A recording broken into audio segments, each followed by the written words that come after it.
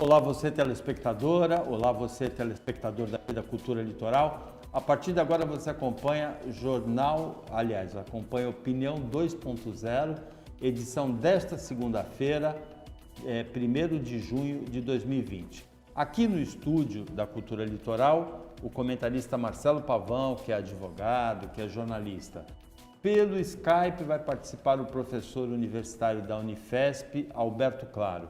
Você telespectadora, aqui você também é comentarista, também é jornalista. Você pode mandar opinião, pode mandar informação para a gente compartilhar com os outros telespectadores por mensagem de texto WhatsApp para o 996661000, tenho 13 aqui da Baixada Santista, tenho 55 do Brasil, se você estiver acompanhando pelo YouTube, pelo Facebook longe daqui.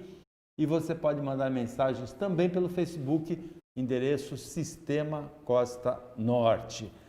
Nós vamos começar conversando rapidamente sobre a pandemia em Santos. A Baixada já tem 8.351 casos, Pavão, 436 mortes, 1.366 recuperados. Então, é provável que a gente já tenha tido 80 mil casos na Baixada, uma vez que o número real de casos é 10 vezes maior do que o confirmado, não é? Boa tarde. Boa tarde, Paulo. Boa tarde, Alberto. Boa tarde, telespectadores.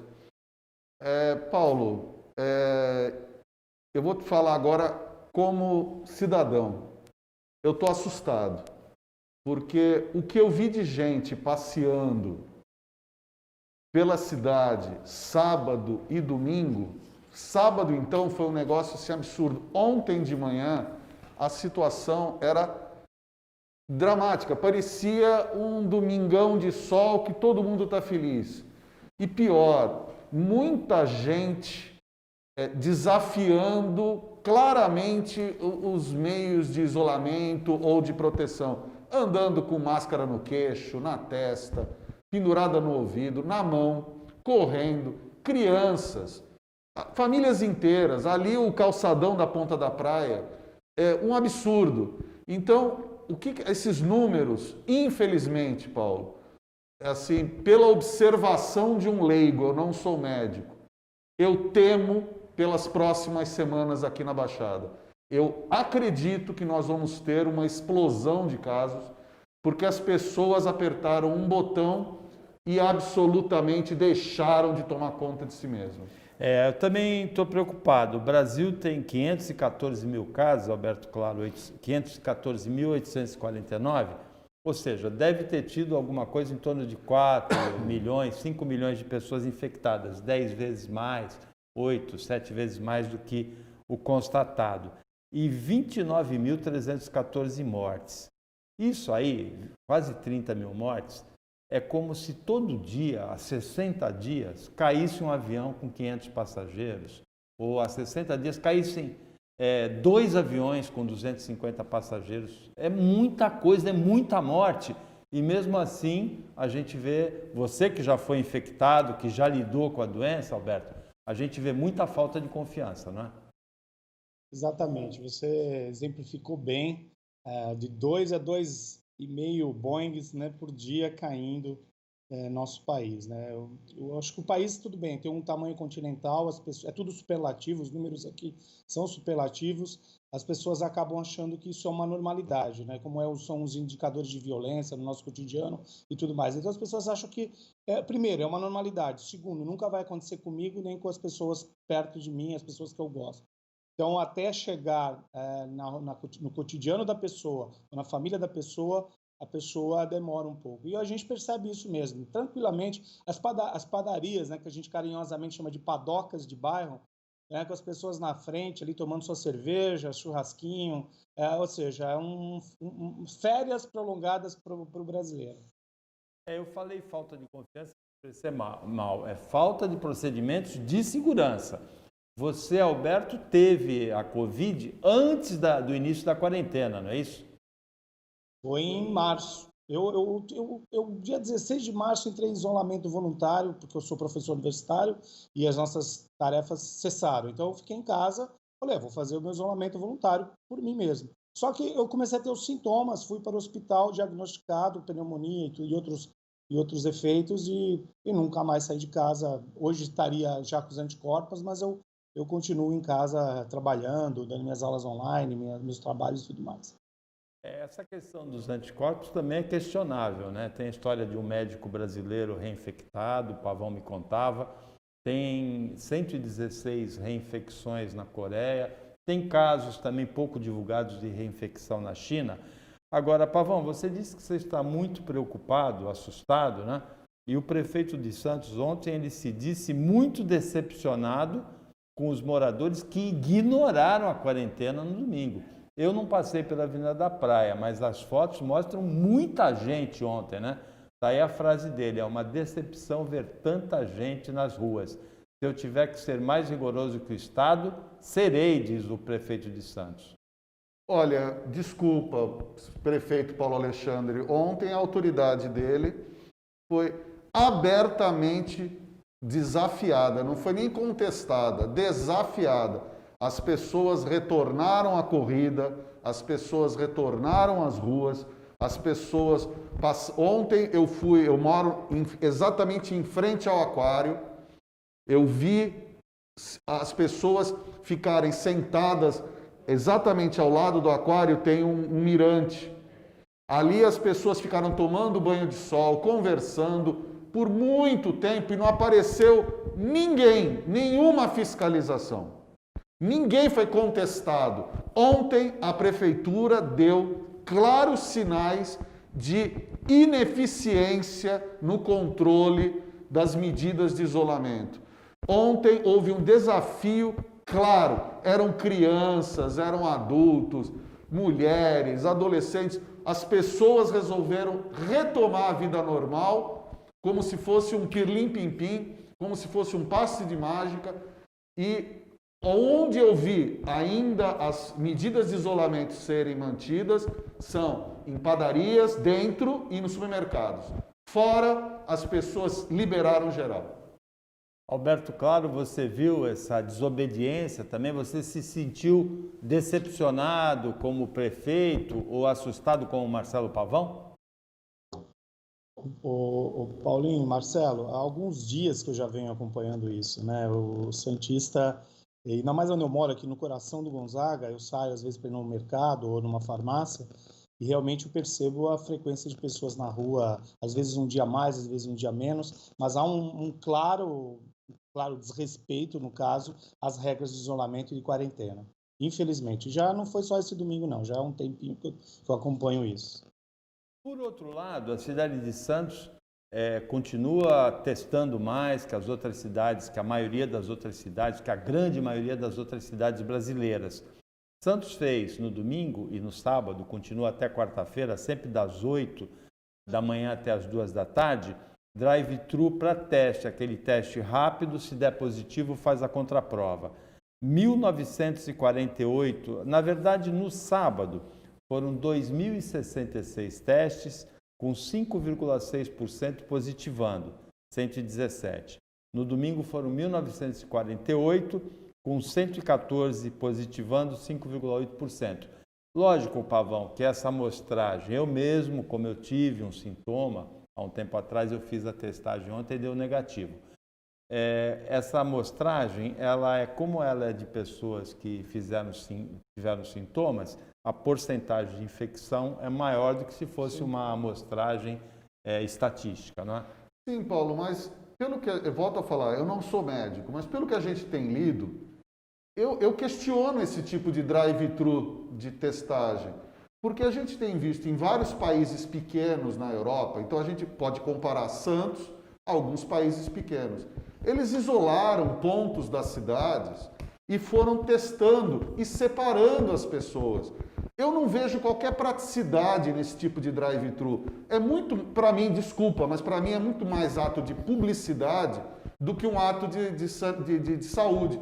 Porque as pessoas estão circulando, as pessoas estão dentro do carro com outra pessoa. E o que vai ser feito? Ah, deu positivo, vai fazer o quê? Fica em casa.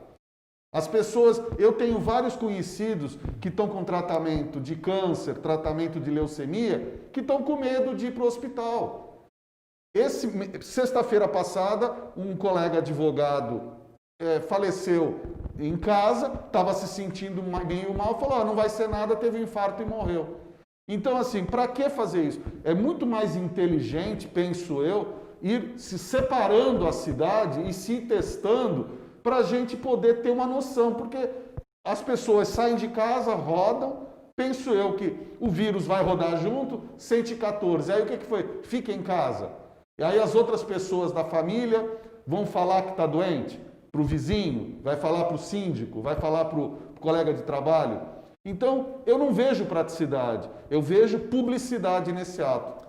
Tem duas iniciativas diferentes. Tem essa de quem tem sintomas, vai lá, aí é uma questão de consciência de cidadania. Quem testou positivo deve fazer a quarentena. Eu conheço muita gente que testou positivo não nesse teste e fez a quarentena. E tem uma outra que é da Baixada Santista, que aí a amostragem é um trabalho científico para ir acompanhando a evolução da pandemia, Alberto Claro. Paulo, a testagem é algo que tem que ser feito. Em alguns países, inclusive, foi feita de forma ostensiva. Temos vários exemplos, a própria Coreia, Hong Kong, Taiwan, são regiões que fizeram testagem e separação ostensiva o tempo inteiro. De repente, como o Marcelo mencionou, a forma de drive-thru que faz as pessoas movimentarem, ou quem tem carro, por exemplo, eu não tenho automóvel, você sabe disso, então como é que eu poderia entrar numa fila de drive-thru para fazer a testagem? Então eu já estaria impossibilitado disso. Então pode não ser a melhor forma. É que se tem na mão hoje em dia, né? Infelizmente a gente também está aprendendo, acho que as autoridades estão aprendendo a lidar com essa situação e também as autoridades médicas, mas testar é a forma. O que importa de repente, definir uma estratégia mais adequada nesse momento. Agora, o drive-thru, ele evita a aglomeração, né? Sim, mas embora ele discrimine. Ele limita, porque quem não tem carro não pode ir. E se a pessoa que está doente é o motorista? Então ele vai, olha, eu estou sentindo, eu quero que me teste. Sinceramente, eu não vejo praticidade. Eu veria muito mais praticidade testando massivamente a população. O Opinião 2.0 para o intervalo. Fica aí que a gente volta já já.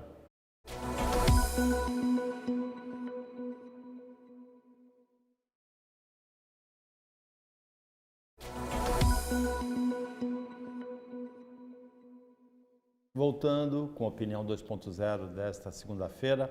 Marcelo Pavão aqui no estúdio, Alberto Claro pelo Skype, participam comentando as notícias com você. Aqui você também é comentarista, você telespectadora, você telespectador, você também é jornalista. Manda comentário, opinião, manda informação para a gente compartilhar com os outros telespectadores. 996661000, o WhatsApp, e Sistema Costa Norte, o Facebook. A Claudete, telespectadora do Guaçu, em São Vicente, por WhatsApp, ela manda: boa tarde. Infelizmente, as pessoas não estão respeitando, mas a responsabilidade maior é dos prefeitos de São Vicente e Santos.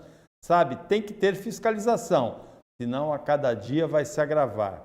Pelo Facebook, Marco Borges Lima diz assim: a ineficiência se fez notória no Carnaval, com omissão dos poderes, ou esqueceram. No Carnaval, o primeiro caso, é sempre bom lembrar, o primeiro caso confirmado no Brasil foi dia 26 de fevereiro, um dia depois do Carnaval, quarta-feira de cinzas. Mas já tinha o vírus circulando antes. Esse primeiro caso foi um viajante, um senhor que veio da Itália. Ele contraiu na Itália, Isso. né? Mas depois apareceram alguns casos anteriores ao Carnaval. Se não tivesse tido aglomeração do Carnaval, se ali tivesse feito um lockdown, a gente teria um resultado melhor, como é o da Argentina, né? Provavelmente. José Flávio de Guarujá está mandando abraço. Johnny Gabriel de Santos diz: boa tarde, Paulo Pavão, Alberto Claro e companhia. Olha, as pessoas estão perdendo o medo de morrer, mas vão mudar de opinião quando a doença chegar na própria família. Tá certo, Johnny Gabriel. Muita gente só aprende na pancada, né? Na dor. O prefeito de Praia Grande, Alberto Mourão, ele defendeu a flexibilização por micro-regiões. Ele gostaria que a Baixada Santista fosse dividida em 3 micro-regiões: Peruíbe, Itanhaém, Mongaguá e Praia Grande. E Santos, São Vicente, Guarujá e Cubatão, uma segunda. A dele, Litoral Sul, já estaria na fase amarela, pularia a fase laranja, que é para onde a Baixada deve chegar amanhã. E Bertioga ele jogaria junto com Suzano, Mogi das Cruzes, São Sebastião. O Mourão defende essa ideia, diz que Praia Grande está decrescendo, que tem hospital, tem UTI. Mas o número de casos em Praia Grande é o segundo maior da Baixada, o número de mortes é o segundo maior. Peruíbe, Itanhaém, ele quer pegar uma carona ali com Peruíbe, Itanhaém e Mongaguá, não é? Infelizmente, Paulo, a gente está vivenciando o confronto entre dados científicos, política e economia. Colocou tudo num caldeirão, mexeu e o que der, deu. Então, por exemplo, até semana passada, aqui em Santos, o prefeito era intransigente na medida de isolamento. Aí, de repente, o governador Dória, e aí eu não quero fazer juízo de valor certo ou errado, porque eu quero ver a estatística, eu quero ver dados científicos. O governador Dória colocou Santos e Baixada na linha vermelha, de isolamento máximo. Houve uma grita dos prefeitos, foram a São Paulo, festejaram nos meios de comunicação, que olha, que o governo recuou e que vão. Quem que estava certo? O governador que mandou isolar, o presidente que mandou abrir tudo, ou o prefeito que até sexta-feira pensava numa coisa, depois que foi incluído no isolamento máximo, aí ele quis a exclusão. E o prefeito de Praia Grande, Mourão, e o prefeito de São Vicente também, estão todos falando coisas diferentes ao mesmo tempo. Como é que alguém quer que a população siga uma orientação se ninguém no comando tem o mínimo de responsabilidade de unificar discurso, de deixar a coisa certa? Porque está um sendo jogado contra o outro. A população está se confrontando, porque nós estamos vendo empresários desesperados porque não recebem linha de crédito para manter seus negócios. Nós estamos vendo empregado ou ser demitido ou muitos nem o auxílio de R$600 receberam. A informalidade que foi fomentada aqui pelo Brasil, todo mundo virou empreendedor, motorista de aplicativo, fabricante de brigadeiro e aí por diante, que agora parou, diaristas e profissionais autônomos. E agora como é que fica? Quem está certo? É o prefeito de São Vicente, prefeito de Bertioga, prefeito de Santos, é o governador, é o presidente, é o cientista, é o médico. E aí fica essa bagunça e ninguém segue ninguém, Paulo. Eu colocaria nesse rolo também o ministro da Saúde, não é, Alberto Claro? Qual deles, Paulo? O de plantão. O Mandetta, o Taixe e agora o Pazuello, não é? Nós tivemos vários aí, né? Estamos tendo mudanças toda hora. O mais interessante é que essa falta de liderança é visível nas atitudes da população. Quando você não tem ninguém que leve as pessoas para um determinado objetivo, um determinado caminho, elas realmente ficam perdidas. E como você sabe, a população brasileira tem um perfil sociodemográfico e educacional com muitas variações e muitas diferenças.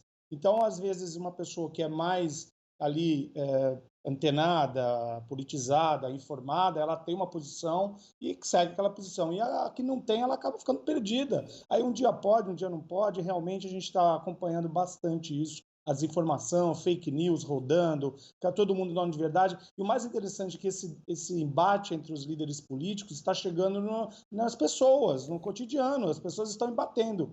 Olha, eu acho que tem que ir para a rua, o outro acha que tem que ficar em casa, e parece que viram duas facções lutando por um prêmio.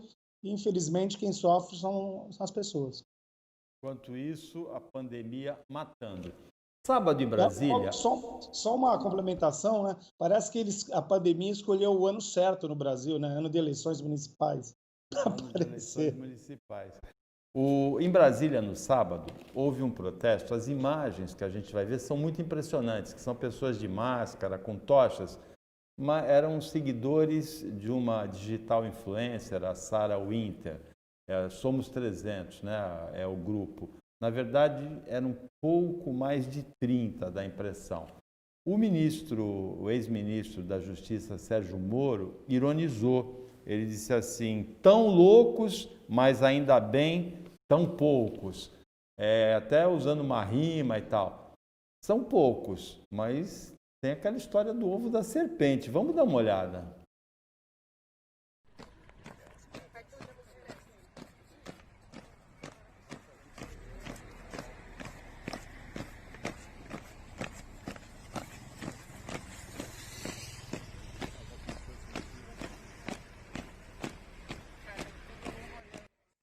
Quer dizer, é tão patético isso, é tão medíocre isso, que eles têm o grito de guerra do filme 300 de Esparta. Quer dizer, é a visão política através do olhar cinematográfico de Hollywood. É patético, é patético. Agora, foi um protesto pacífico, mas o simbolismo muito ruim, não é, Alberto Claro? Realmente o simbolismo remetendo a estilo nazista e também a Ku Klux Klan. Então, você vê que é um pupurri de movimentos antigos que parece que eles resolveram ressuscitar e juntar numa coisa só. Eu espero que esse tipo de movimento radical, extremamente radical e sem propósito, ele acabe ficando onde ele está, nesses 30 por aí. Tá? Como o próprio Moro falou, né, é que o Inter não passe de um inverno e passe vir a uma outra estação. Então, vamos torcer para que fique só nessas pessoas. Eu não falei a frase do Moro completa, ele ironizou a líder desse movimento, né? Tão loucos, mas ainda bem tão poucos. O único inverno chegando é o das 4 estações, que realmente chega nesse mês de junho, não é? E só para fazer o link, né? Por que o Inter? Naquela série Game of Thrones, eles passaram a série inteira falando o inverno está chegando, o inverno está chegando. E ela se utiliza desse pseudônimo, o Inter, para o Sara está chegando. Olha, o telespectador Carlos Pascoal manda boa tarde, Carlos, e o Marcelo Moura diz assim, faixa de risco em crianças em casa, os demais temos que trabalhar com os devidos cuidados. É o que começa mesmo agora em junho. Para fechar esse bloco, Pavão, policiais foram recebidos a tiros no Morro da Nova Sintra, madrugada de ontem, 1h da madrugada de domingo. Uma viatura sobe num beco lá na Vila Progresso, 3 marginais recebendo os policiais a tiros, os policiais reagiram, os bandidos fugiram, nenhum policial ficou ferido, não se sabe se algum bandido foi baleado. É o reflexo dessa balbúrdia política que a gente vive.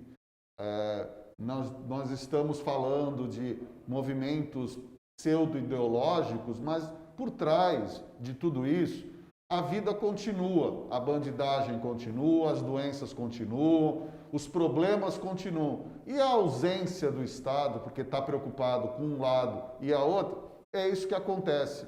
Felizmente não tivemos vítimas, mas é um prenúncio de que coisas piores podem vir a acontecer. Essa notícia, Alberto Claro, é uma notícia de violência policial, né? De violência não policial, mas contra a polícia, violência de bandidos, violência do crime. Mas que falta foco, como disse o Pavão, falta. Os grandes problemas brasileiros não são as decisões do Supremo Tribunal Federal, não são as manchetes da Folha de São Paulo ou do Jornal Nacional, da imprensa. Os grandes problemas são a pandemia, a economia em frangalhos, em função também da pandemia, que já vinha mal, e não é nesses 2 problemas que a gente sente a ação do governo, né? A preocupação, e não é só do Bolsonaro, é a preocupação da maioria dos governantes, né? Como eu falei, esse é um ano de eleição, então eles estão mais preocupados aí com a imagem pública que eles têm do que realmente atacar os problemas como merecem ser atacados. E a gente vê situações como violência, desigualdade presentes há anos e vão continuar acontecendo. E o pior é que eu acho que vão ser muito mais ressaltados após essa crise que a gente está vivendo. Infelizmente, eu não sou pessimista, eu sempre tento ver o copo pelo lado cheio, mas eu venho ficando bem preocupado com situações de aumento de desigualdade, aumento de violência, diminuição de oportunidades de renda, de emprego e de investimentos. A pandemia, de uma certa maneira, ela escancarou todas essas deficiências, todas essas carências brasileiras. E também escancarou a falta de foco dos nossos governantes para tratar, buscar soluções para essas questões, que são as mais importantes. Opinião 2.0 para, o intervalo é rápido, fica aí que a gente já está voltando.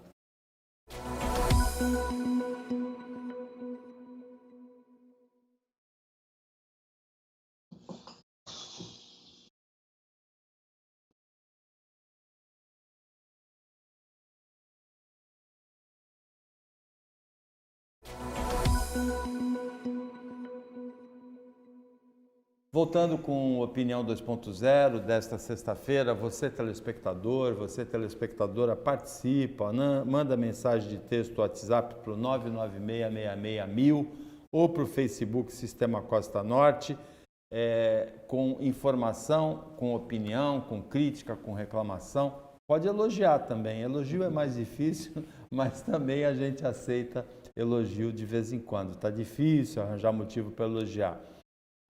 Saindo um pouco das pautas regionais e brasileiras, os Estados Unidos tiveram ontem o 6º dia de protestos seguidos depois da morte de um cidadão negro, George Floyd, assassinado por um policial brutalmente, com imagens registradas que correram o mundo em Minneapolis e que chocaram os Estados Unidos. Hoje é Dia Mundial da Imprensa. E o presidente dos Estados Unidos, Donald Trump, culpou ontem a imprensa pela violência, como se a imprensa tivesse disseminado ódio. Ele tirou o foco da ação policial, racista, e colocou nos meios de comunicação.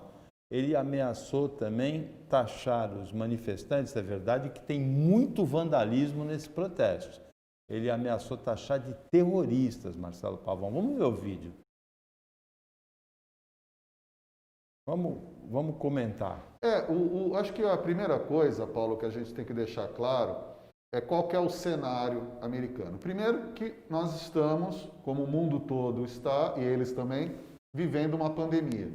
Então, nunca na história dos Estados Unidos tanta gente pediu seguro-desemprego quanto atualmente.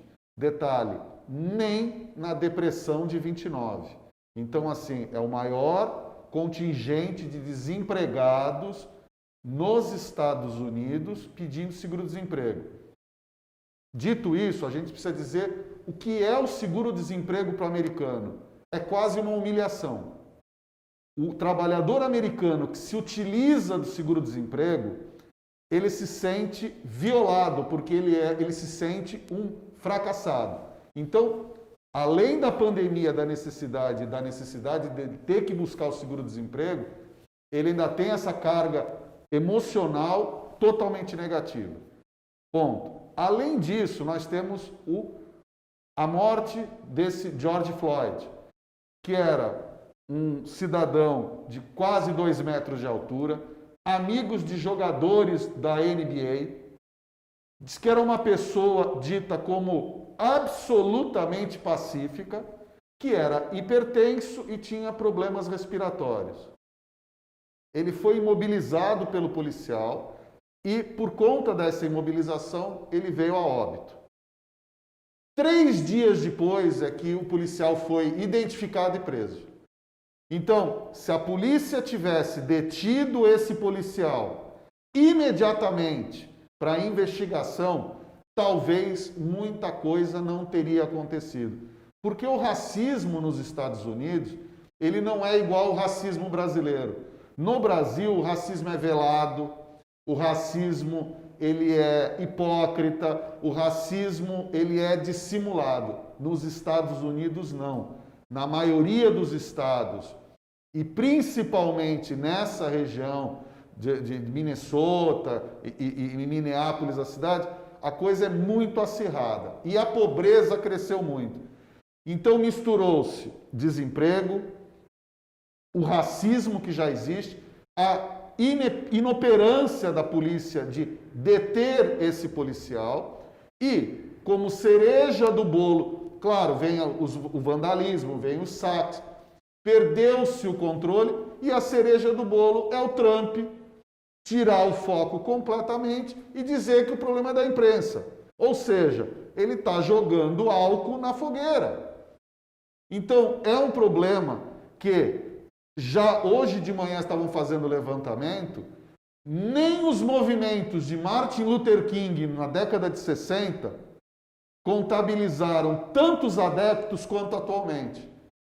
Então, assim, é muito perigoso o que está acontecendo, porque parece que abriram a caixa de Pandora. Alberto Claro, como é que você vê a crise nos Estados Unidos? Bom, eu corroborando aí com o Marcelo falou, ainda somo a questão de hoje em dia você ter uma liberdade de meios de comunicação e uma facilidade maior ainda a essa própria informação. Então, diferente de como Martin Luther King, por exemplo, quando você tinha só as pessoas próximas, no máximo a grande mídia, divulgando o que estava acontecendo, hoje as redes sociais elas proliferam informação muito rapidamente. Então, o movimento tomou uma proporção que realmente saiu do controle em termos cívicos, né, em termos sociais. E, inclusive, a cena da Casa Branca sendo cercada, as luzes apagadas e o Trump sendo colocado num bunker, correndo, né, parece cena de filme. Parece que o filme está sendo online ali, ao mesmo tempo que as coisas estão acontecendo, o filme está sendo comunicado para todos nós. Então, é uma situação bem perigosa, realmente mesmo. E isso se soma a uma crise americana econômica, desemprego, e também o fato da própria população negra ela estar sendo a maior vítima da contaminação e também da falta de um sistema de saúde adequado americano. Porque a gente reclama do nosso sistema de saúde brasileiro, mas o sistema deles para a população mais pobre, mais carente, com maior vulnerabilidade social, é bem pior que o nosso. Olha, eu assisti na primeira quinzena de maio a uma série, uma das poucas que não foi o Marcelo Pavão que me recomendou. Foi por insistência da minha filha que eu assisti, Olhos que Condenam. E ali você vê o que essa coisa faz parte do inconsciente coletivo dos Estados Unidos. A minissérie, ela retrata em 4 episódios aquele fato, aquela condenação injusta, absurda que aconteceu no final da década de 80, começo da década de 90, de 5 garotos americanos, só um maior de 16 anos, os outros menores, que foram acusados de um estupro de uma corredora loira no Central Park, em Nova York. Forjaram provas, condenaram os meninos, depois apareceu o verdadeiro autor do estupro, eles foram, depois de 6, 7, 8 anos de reformatório de cadeia, libertados, receberam uma indenização de 40 milhões de dólares.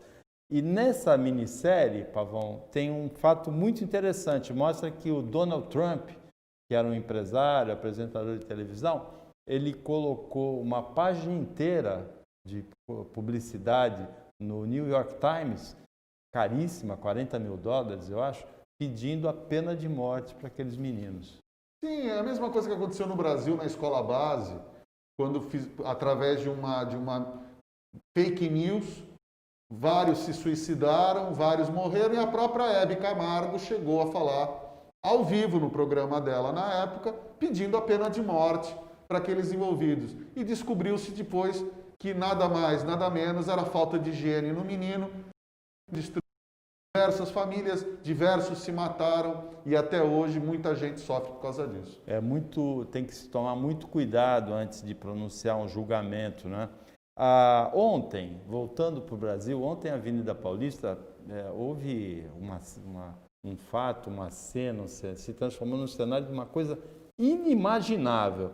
Torcidas organizadas de futebol, eu sou santista, tenho simpatia pela torcida jovem, mas muitas dessas torcidas associadas ao crime organizado, torcidas acostumadas a promover violência, enfrentar a polícia, elas se juntaram estranhamente em defesa da democracia e enfrentaram bolsonaristas na Avenida Paulista. Como é que você viu isso, hein, Marcelo Pavão? Então, eu ontem fiquei assustado, porque eu acordei, fiquei vendo, tirei o domingo para assistir algumas séries, ver documentários e virei para o canal da Globo News e estavam lá a polícia de choque no meio da Paulista, batendo escudo, marchando contra...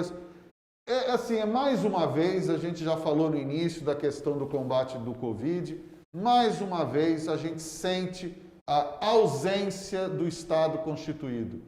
Ontem eu vi a Prefeitura de São Paulo, o governo de São Paulo e também o governo federal, todo mundo puxando a sua sardinha. Em São Paulo, é óbvio que tanto o movimento pró-Bolsonaro contra o pró-democracia, eles têm que ser protegidos.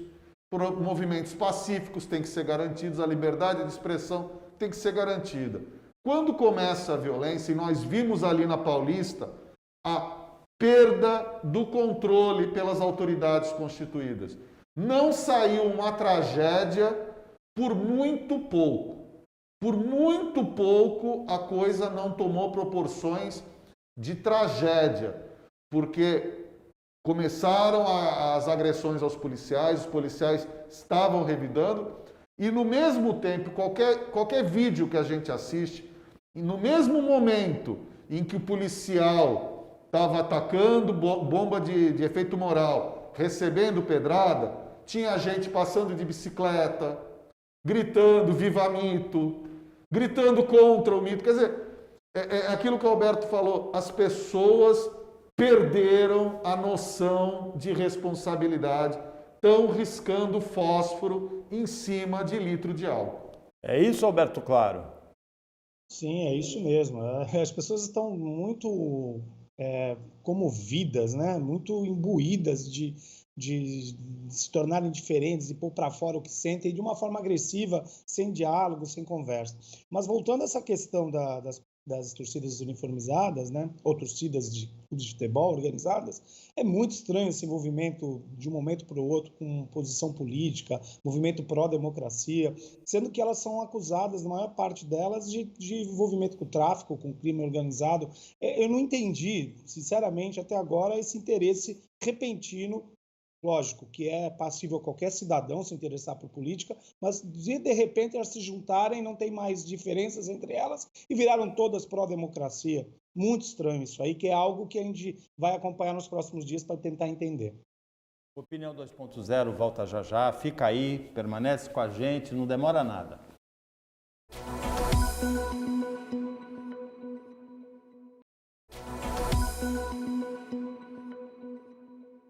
Voltando com a Opinião 2.0, você telespectadora, você telespectador participa, tem muita gente participando, tanto pelo WhatsApp, 996661000, como pelo Facebook Sistema Costa Norte. Aqui você sempre fica sabendo o que está repercutindo muito nas redes sociais. Pelo menos 4 top trends das redes sociais, em toda edição você acompanha. Hoje já teve o prefeito de Santos se dizendo decepcionado com os moradores, teve aquela marcha contra o STF no sábado, do Somos 300, mas eram, na verdade, somos só 30, em Brasília.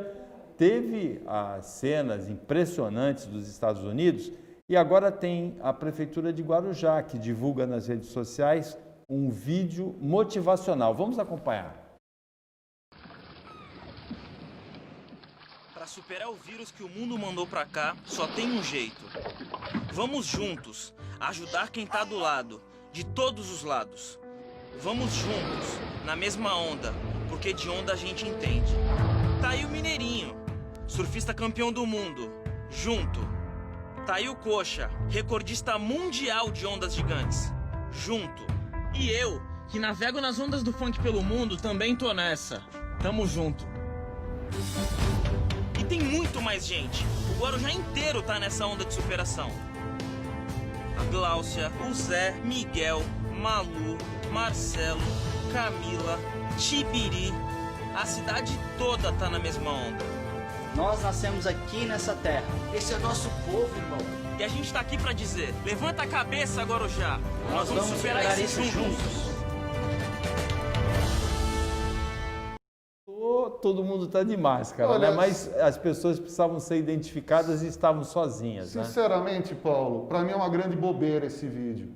Porque se pegaram o Mineirinho, se pegaram o Condizila, se pegaram os outros surfistas profissionais, por que não se utilizaram essas pessoas para fazer vídeos e chamadas para o povo do surf, o povo dos esportes aquáticos, Respeitar a para quarentena. falar da necessidade do isolamento, da importância de não ir para a praia? Não, tiveram os confrontos entre guarda municipal e os munícipes. Então, sinceramente, o prefeito do Guarujá, videozinho safado esse. Marcelo Pavão não gostou, Alberto Claro.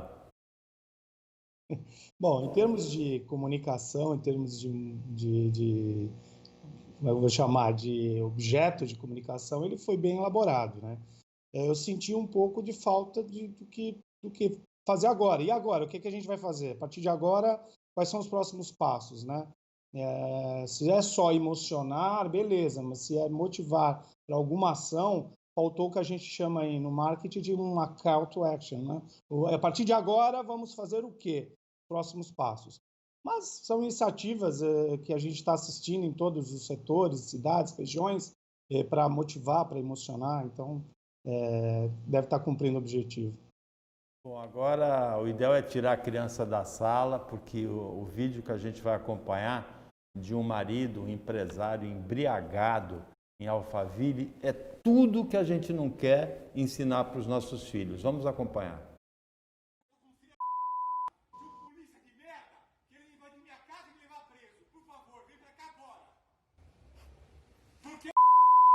Merda! Você é secretário de segurança, vem pra cá e me ajuda. Porque esse bosta, esse gordo, tá achando que ele é o quê? Esse merda. Por favor, Marinho, vem aqui e me ajuda. Tô te pedindo. Eu tô te pedindo. Não pisa na minha calçada. Não pisa na minha rua. Eu vou te chutar na cara. Eu vou te chutar na cara. Não pisa na minha calçada. Você é um lixo, seu merda. Marinho, vem pra cá agora. Traz o segurança pública, traz o secretário que você tem que trazer. E leva esse pra... Vem aqui agora, por favor. Houve uma reclamação de violência dele contra a mulher, foi em Alphaville isso. Ele desacatou, ele tentou humilhar economicamente, moralmente os policiais que foram buscá-lo, mas ele acabou preso, né? Depois a mulher não confirmou a queixa, ele foi libertado. Exato. Então, ela é ameaçada, ele ameaça policiais e a mulher não faz a queixa. Vai reclamar do quê? Amanhã essa esposa toma um tiro, vai reclamar de quê? Essa criança é morta, vai reclamar de quê? Então, assim, tão culpado pela omissão das autoridades é a esposa. Ela não é apenas vítima, porque a polícia foi tirá-la de lá. Ela não pode ser culpada pelas atitudes do marido. Agora, esse criminoso, esse cidadão que se coloca acima das leis, e a nossa legislação penal é um queijo suíço cheio de arrombo, não é buraquinho. Ele, mesmo que fosse processado, não ia acontecer nada. Agora, ela não entrando com a queixa, ela é conivente com essa situação. É lamentável isso. É muito ruim que a população não utilize a polícia estava ali e ela não deu a queixa, ele foi libertado. Amanhã não reclamem. Eu fico indignado quanto a isso. Criam-se os mecanismos de proteção e as pessoas recuam. Recuam depois de chamar a polícia. Sinceramente, eu não entendo esse tipo de situação. Todas as campanhas de violência contra a mulher, o Alberto Claro, elas estimulam que a mulher mantenha a queixa contra o violento, não é? Ela tem que manter. É condição, inclusive, de proteção à vida dela e a de todas as mulheres, né? Infelizmente que essa cena foi gravada, né? Deve ter sido por um policial ou por algum cidadão e chegou ao nosso conhecimento. Mas quantas situações dessas acontecem diariamente e não chegam até nós? E vocês percebem que não envolve classe social, econômica, local de moradia, não. Isso atravessa toda a nossa sociedade. Com certeza, com essa pandemia, aumentou ainda mais o caso de violência doméstica. E tem que denunciar mesmo. Olha, a telespectadora Ana Oliveira, da Vila São Jorge, ela diz assim: boa tarde, na minha opinião, cada pessoa tem que fazer sua parte e não acreditar em políticos que só querem se promover à custa do povo. O João, da Gaviões da Fiel, de Bertioga, diz assim: boa tarde, Paulo. Veja, a liberdade de expressão é direito constitucional. Democracia brasileira e educação não está na formulação de ser da uniformizada o traficante, pois temos várias pessoas cadastradas, inclusive empresários, médicos e toda a classe social. É o que eu falei, João. Eu respeito, por exemplo, temos simpatia pela torcida jovem, mas a gente sabe a tradição das torcidas organizadas se envolverem em episódios violentos. Rapidamente, Pavão, Clint Eastwood completou ontem 90 anos. 90 anos. E rapidamente, Paulo, só para falar algumas curiosidades. Clint Eastwood é o único ator em atividade que participa de filmes de sucessos há 5 décadas. Ninguém iguala a ele. Tem 4 Oscars, 2 de diretores, 2 por direção e 2 por filme. Os Imperdoáveis, de 92, e Garota Dourada, no início dos anos 2000. Ele é um fazedor de Oscar, porque os Imperdoáveis, ele deu Oscar de coadjuvante para o Larry Hagman, para o veterano, e no Menina Dourada, ele deu o Oscar para o Morgan Freeman. Ele é um gênio, foi prefeito de Carmel, é um republicano que não apoia o Trump. Isso é uma coisa muito louca. Parabéns, Clint Eastwood, 90 anos. Uma belíssima carreira, uma belíssima vida do ator e diretor de cinema dos Estados Unidos, Clint Eastwood. Com isso, chegamos ao final do Opinião 2.0 desta segunda-feira. Obrigado, Marcelo Pavão, pela participação como comentarista. Obrigado, Alberto Claro, que participou pelo Skype. Obrigado a toda a equipe técnica, o Rocha, o Davidson, o João, a toda a equipe de jornalismo, a Italínia, o Sistema Costa Norte, toda a equipe. E obrigado a você, telespectadora, a você, telespectador, que acompanhou a gente mais essa edição. Até amanhã, nesse mesmo horário, ao vivo, aqui de meio-dia, ou a qualquer momento, pelo Facebook e pelo YouTube. E uma ótima segunda-feira, uma ótima semana para você que você merece.